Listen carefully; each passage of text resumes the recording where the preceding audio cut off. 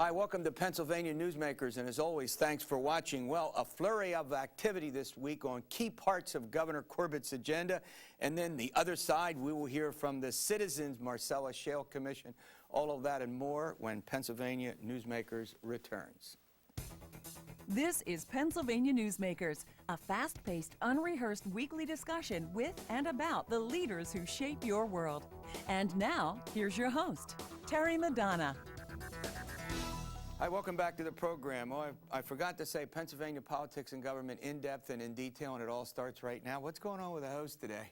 At any rate, look, we got a lot of stuff to talk about, a flurry of activity on some of the big parts of Governor Corbett's agenda. Now, look, a caveat.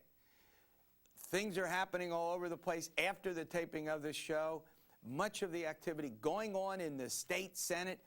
Joining me is Laura Olson from the Pittsburgh Post-Gazette and Mary Wilson from Pennsylvania Public Radio, journalist, all two, whatever. Mary, you wrote a story this week that I thought was pretty fascinating. We're going to, before we get into that, tanning bed limits for kids, 14 and under, you need what? What's that all about? A doctor's note if you're 14 or younger, and if you're a minor, if you're between 14 and 18, I think it is, you need a parent with you at the tanning booth. So is this whole point, is this sort of the concern about skin cancer? I'm serious, I wouldn't get near these. Have you, I'm going to put you on the spot. Have you gone to a tanning bed? No, look at me. No. Yeah, you? Neither of you. You have? Mm-hmm. Oh my, I'm too afraid, Junior Laura. prom, man. No, well, I'm Italian, That's the only time. Yeah, well, at any rate, but the point here is the legislature, now it just got it's in a Senate committee, we'll see if it passes. Just got booted out of committee, just got voted. Out, go to the full House, right? Or full Senate. And then any conversations about the priority here? On this bill, I think it's less. Before, people were considering a ban. The woman who was putting forth the ban, Representative Rosemary Swanger, she thinks her bill is better, but she'll support this one when it does go to if it does go to the House. I think it's just it's one of the smaller fish to fry. Yeah, but you know what? It's an interesting thing because tanning beds for young people, cancer, you got to be really concerned about that. All right, Laura, I want to turn to you. Look, we've got this I haven't read it. I read the executive summary, a 300-page report called the Liquor Privatization Report. Is that about right? Mm-hmm. I mean, I'd be fibbing if I said I've read the entire But you read the executive report, right? Go ahead. I did read the executive report. So what's that about? This is the long-awaited privatization study.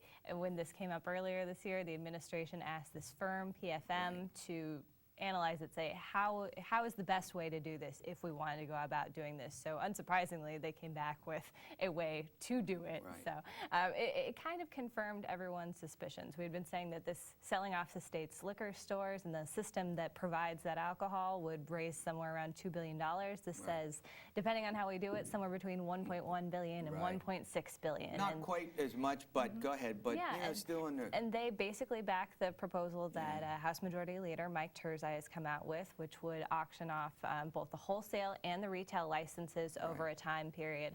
And so that would be about 1,250 licenses under his plan. They say about 1,500 would be about right. Oh, but Governor Corbett, Mary, has indicated there is some concern about where these licenses would go in in neighborhoods. There's some pushback. If not on the whole bill, there is pushback from certain groups of people. We can talk about that, but how many licenses and where they go in what neighborhoods.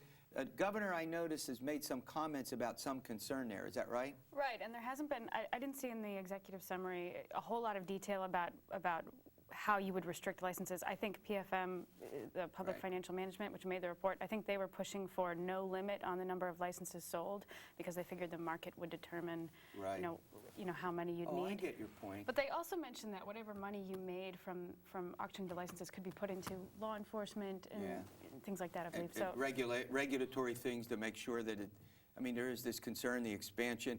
One of the other things, Laura, had to do with this the taxes that would be placed on a gallon of gas, gallon. Well, we can talk about that too. It's another. That's another hot topic. That's another subject. On the spirits, on wine and spirits that are sold, and that's a problem too, because they're saying then it'll raise the price. Is that now a new line of attack from its opponents? Well, this is similar to what Mr. Turzai has put out that a gallonage tax would be the new tax instead of the Johnstown flood tax, the 30% markup, and the 6% sales tax, I think, covers everything. And so this gallonage tax would be based on the alcohol content as well as the volume of what you're buying. So if something's bigger and stronger, it's going to be more expensive. And so for some things, that's not going to affect it as much. For a small bottle of wine, it may actually even be cheaper. But for other things, it's going to be more expensive. So, and that would take away one of the big arguments of the proponents, however, that competition will lead to lower prices, right?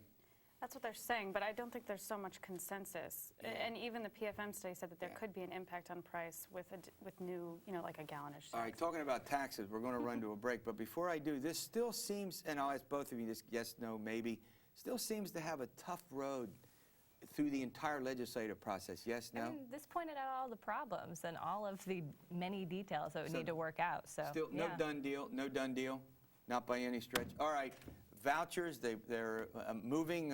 It's a big plan that the governor has. It's been sort of scaled back by a proposal in the Senate by Senator Jeffrey Piccola. We'll talk about that and some other things when we pay some bills. This broadcast of Pennsylvania Newsmakers is presented by the Pennsylvania Chamber of Business and Industry, the statewide voice of business, and by the Pennsylvania Cyber Charter School, bringing educational innovation and freedom to the children of Pennsylvania. This broadcast of Pennsylvania Newsmakers is presented by ReconnectPA.org, supporting a comprehensive transportation funding solution, and by the Pennsylvania Manufacturers Association. Business in Pennsylvania is our business. Hi, welcome back to the program. We're talking about all things Pennsylvania legislature, I think, with two of the state's leading journalists, Laura Olson and Mary Wilson. All right, well, vouchers, it's kind of a new wrinkle this week, introduced by State Senator Jeffrey Piccola, a really scaled down, maybe scary to some people anyway, scaled down bill, right? Yeah, that's right. So this is a plan in terms of vouchers, would be restricted to students who either would be attending failing schools, one of the state's 143, or would be within the attendance boundary of one of those schools. And it's for kids of low income. So we're talking about voucher, Laura, a much more limited program. I mean, some of the earlier proposals that had circulated in the legislature and ideas called eventually for this to go to everyone. I mean, any student anywhere in any district. Now that would be way down.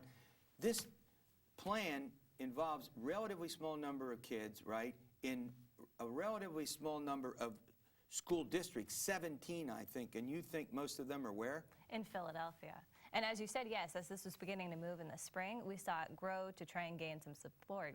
Added in the middle-class students, some of the families who make more money in the out years of this as this program grows. But now, after, like what Governor Corbett proposed earlier this month, I believe it was, he said, no, let's do this smaller program, limit it. It also includes some charter school revisions and more money for the Educational Improvement Tax Credit, which is a scholarship, and they're going to give a more tact credit for businesses that contribute to scholarship programs. Right.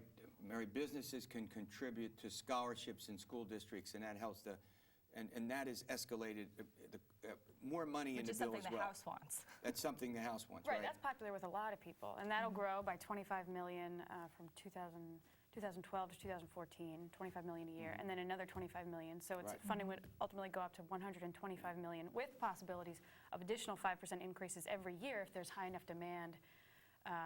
If there's enough money coming in from businesses. Yeah, we've had both proponents and opponents of this on our show. We'll continue to do that, throughout the course of the fall when this legislation, continues to move through the charter school regulations are controversial in some respects because there was the notion that a charter school could be created separate from and without the support from or actual enactment by a school district. That's different in this bill, is that right? Well, that's the way that, or the proposal, I should say. That has been done so far, to have a school district be able to say yay or nay, because Right. it's part of their money that would, in fact, go to those charter schools.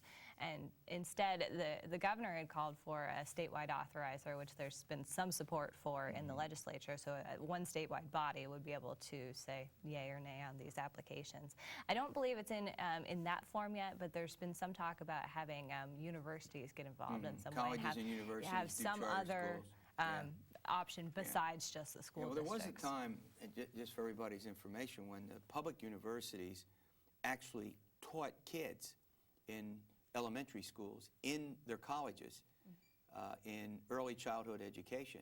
And that was fairly common in model schools, that, different names in different places.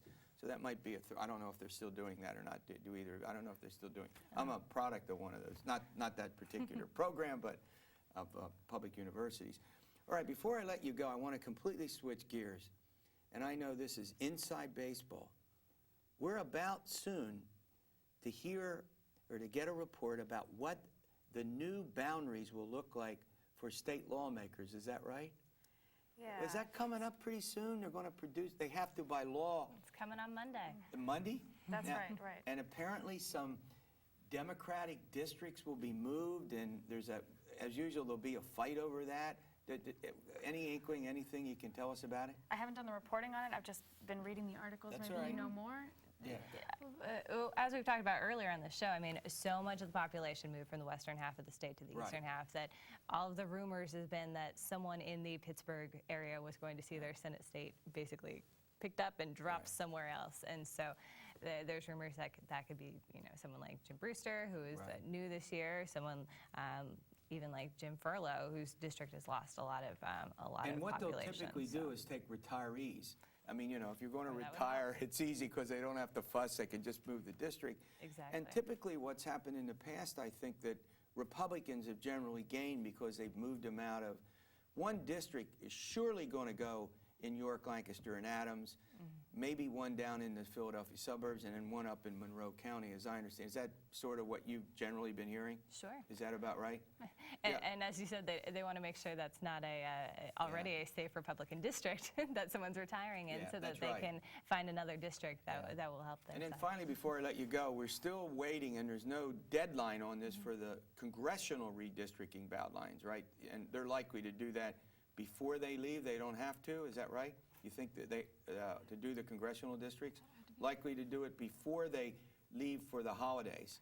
I mean, literally in December, that's the goal, because in January they have to start petitioning and getting their names on the ballot. And so there's actually a bill that's been filed that's just kind of the template that says first district will consist of portions of Pennsylvania. The second district will consist of portions of Pennsylvania. So it's a really enlightening bill. Fill in all right, great update. Laura and Mary, thank you. All right, we're going to hear from the Citizens Shale panel. We'll get an update on Marcellus Shale. We'll get their view of it, which is more heavily, I think, involved in environmental concerns about Marcellus Shale from one of their representatives after these words. This broadcast of Pennsylvania Newsmakers is brought to you by Pennsylvania Credit Union Association. Pennsylvania Credit Unions, where people are worth more than money. To find a credit union that is right for you, check out ibelong.org. And by the Energy Association of Pennsylvania, Pennsylvania's energy information source. This broadcast of Pennsylvania Newsmakers is presented by the State System of Higher Education. 14 state-owned universities. The state system is the largest provider of higher education in Pennsylvania. And by the Hospital and Health System Association of Pennsylvania, working towards a healthy Pennsylvania. Hi, welcome back to the program. Well, as I said in the opening promo, we have Roberta Winters here. She's a Vice President with the Pennsylvania League of Women Voters of Pennsylvania. She was a member of the Citizens Marcellus Shale Commission. We've had, we're going to get all sides on this big important issue. Natural gas extraction in our state, it's become a big issue on so many fronts. The debate over environmental concerns, which we're going to get into with Roberta. There's also the whole business of a tax. The Governor's Commission has recommended an impact fee that would remain locally in the counties and municipalities in and around where the shale is extracted. But on the other hand, there are folks who think there ought to be an extraction tax and bigger environmental concerns. Roberta, thanks for coming here. You're welcome. All right, Pleasure. let's talk a little bit. First of all, talk about the commission. Why did you folks put it together, and what was its objective? The objective of the commission was to hear from citizens of the state as to their perceptions of what was happening in their local communities and its impact on their lives. I believe it was important because we felt that the Governor's Commission was perhaps too laden with industry influence. Yeah, is your point here that, if I got this right, about a third of the members of the commission appointed by the governor had industry, were connected to the natural gas industry? Is that your concern? We were concerned about that, and also many of the people there were appointees of the governor. Of the governor. So you have this commission. You met, you had 100, on your report, 116 people testified. You heard from more than 400 people from 48 counties. And how long were you all operating? 5, 6 months, longer than that? I believe we've probably been in operation perhaps 8 weeks, 2 months, 3 months at the most. So you did a lot of work. We did a lot of work in a very quickly. short time. I believe we were formed perhaps in August. Okay. And then we were delayed because of all the storms and floods. Weren't we so we all, were right? all Weren't set we all? back. Yeah. And so our timelines have been rather abbreviated. All right, let's go through some of the key points of your proposal for our audience. Let's talk about the taxation. That's been one of the more controversial features. The Governor's Commission and the governor has now said impact fee enacted locally, the funds to remain local. What you want a broader and more substantial tax. Explain that. I think what the citizens have asked for is for the industry to pay its fair share. A part of that fair share would be a severance tax, as exists in West Virginia and other states across the country that produce a significant amount of natural gas. We already pay a severance tax in Pennsylvania. We pay it to the other states that produce gas. I think there are also broader issues than what exists in just the local communities. Our air, our water know no boundaries. All of us in Pennsylvania, through pipelines and other expansion of the natural gas, will feel the impact. We also need to spend some of that money on our environment and perhaps shoring up our Department of Environmental Protection to do the job that's needed. Yeah, I want to talk about the regulation of the environment in a minute, just to conclude this tax bit. So what you're suggesting is a tax on the amount of gas that is extracted. Do I got that right? Is that what the severance tax is? Yes. On the amount of cubic feet extracted from the well, you'd pay a tax on that. There are two parts to a severance tax. Okay. Sometimes there are parts of it that have to do with how it's assessed. Some of it's per well plus the extraction. Got it. Sometimes it's just the extraction. Sometimes it's per well. There are many variations on the assessment and also on the allocation, and that's why it's going to be such a controversial issue. All right, we're talking with Roberta Winters. She was a member of the Citizens Shale Commission, Marcellus Shale Commission. We'll be back. I want to get into the environmental concerns. I know that's a huge part of the recommendation. We'll get to that in a moment. This broadcast of Pennsylvania Newsmakers is presented by Highmark Blue Shield, changing the way health plans work for business with a variety of plan options for employers and more choices for employees. Information is available at highmark.com. Have a greater hand in your company's health. And by the Pennsylvania Healthcare Association, the future of long-term care. Hi, welcome back to the program. We're talking about Marcellus Shale with Roberta Winters. She's on the Citizens Marcellus Shale Commission. All right, I want to talk about, get into some of the environmental concerns that you have. I know that there are a whole host of them. Go ahead. Well, I think it begins that Pennsylvanians take their rights seriously to clean air and water. And I think when we heard people in different parts of the state, the people were concerned about the compression stations and the air and the noise. People from areas in the Northeast were concerned about their water supplies and the contamination of their wells. People in the Southwest are concerned again with the pipelines and the pollution. We're concerned about water supplies throughout the state. I think Scientific American said this in this week's edition, that, you know, we're all flying blind. What we don't know, in fact, might end up hurting us about this industry. Now, you're not, the commission isn't against it so much as you say, if you had to like put 3 or 4 sentences after that, slow down, go ahead. Slow down. Right. Stop the expediting permitting of the wells, involve the conservation districts in oversight of the permitting, and put more boots on the ground. We need more oversight, and we need more penalties that are real and conducive to provide the enforcement mechanisms we need to protect the air and water of our citizens. What about, do you think there needs to be, you know, amendments to, there's a whole bunch of laws, as you know, that deal with oil and gas. You know, some of them go, you know, go back 50 years. Do you think that whole substructure of legislation needs to be reevaluated?